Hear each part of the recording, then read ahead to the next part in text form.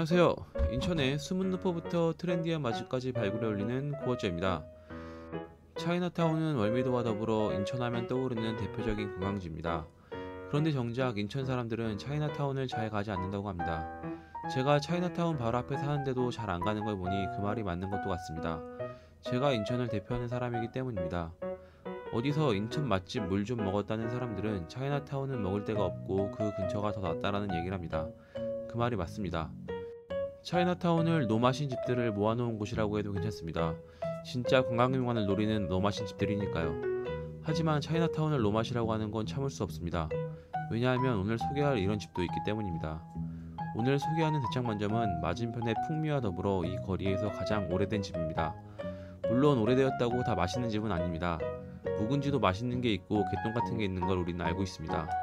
하지만 이곳 대창반점은 맛있는 묵은지입니다. 여기 탕수육이 제 스타일이라서 제가 더 좋아하는 것도 있습니다. 케찹이 들어간 것보다 이런 멀건 소스를 더 좋아합니다. 식초와는 다른 케찹의 새콤함이 거슬리기 때문입니다. 튀김색이 조금 거무튀튀해 보이지만 괜찮습니다. 저도 거무튀튀하기 때문에 동족을 보는 것 같습니다. 간장 찔끔에 식초 많이, 고춧가루 듬뿍. 이것이 제가 탕수육을 찍어 먹는 소스를 제조하는 방법입니다. 잔반을 남기지 않기 위해 간장은 조금만 따릅시다. 아 슈발, 콩이 올라가는 걸 알았다면 이 집을 찍지 않았을 겁니다. 콩진호 말고는 모든 콩을 싫어하는 저로서는 열받는 일이 아닐 수 없습니다. 콩진호 말고는 모든 콩을 싫어하는 저로서는 열받는 일이 아닐 수 없습니다. 구독, 좋아요, 꾹꾹꾹. 저는 짜장, 짬뽕, 탕수육 세트에서 짜장을 고추 유니 짜장으로 바꿔 주문했습니다. 대창반점 첫 경험 때 먹었던 고추 유니 짜장이 맛있었기 때문입니다. 매운 걸 좋아하진 않는데 그날 먹었던 고추는 크고 아름다웠습니다. 이곳 면발은 탱글거리지 않습니다.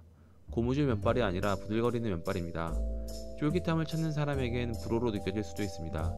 하지만 이런 면발을 먹어야 합니다.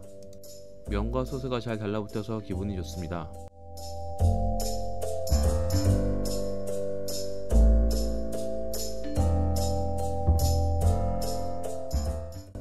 잘게 썰려서 바로 볶아져 나온 소스가 훌륭합니다.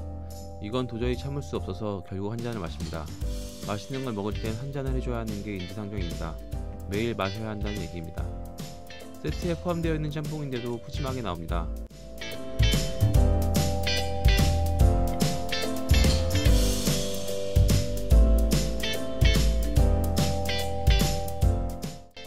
엄청 칼칼할 것 같아 보이는 짬뽕이지만 그렇지 않습니다. 겉모습만 보고 판단하는 건 좋지 않다는 걸 다시 한번 깨닫습니다. 초딩 때 약해 보이는 애한테 까불다가 처맞고 깨달은 게 절대 아닙니다. 육수를 이용해 끓여낸 듯 어느 정도 묵직한 기운이 느껴집니다. 사실 이런 거 잘 모릅니다. 블로그 보니까 이렇게 써야 좀 유식해 보여서 해봤습니다. 고기와 해산물들이 다 들어가 있어서 맛이 없을 수가 없습니다. 물론 이렇게 보여도 맛이 없는 게 있긴 합니다. 간이 안 맞으면 재료고 뭐고 필요 없는 것 같습니다. MSG 팍팍 넣고 맛있기와 천연재료로 간 못 맞추기를 고른다면 전 아무 주저 없이 앞에 걸 고르도록 하겠습니다. 꿀팁을 말해드려야 되는데 영상이 끝나서 엔딩에 말씀드리도록 하겠습니다. 끝까지 봐주시기 바랍니다. 꿀팁 공개하도록 하겠습니다. 첫째, 차이나타운엔 주말에 가지 마십시오. 둘째, 주말에 간다면 식사는 식사 시간을 피해서 하십시오. 셋째, 식사 시간에 가야 한다면 이곳이나 풍미를 가십시오. 넷째, 이곳이나 풍미를 가시면 바쁜 시간대에 세트 메뉴는 시키지 마십시오.